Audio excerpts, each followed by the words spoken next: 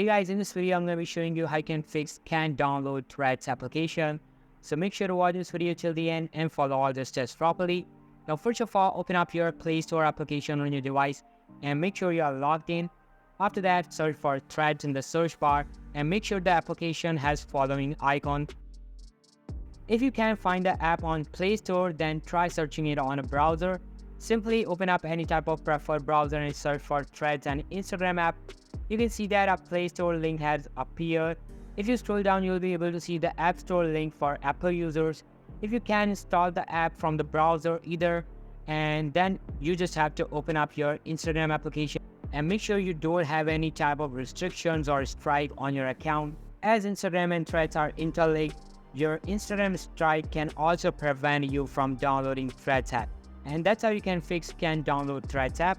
So that's all for today's video guys. Hope you liked the video. I'll be meeting you in the next one. See you soon. Bye.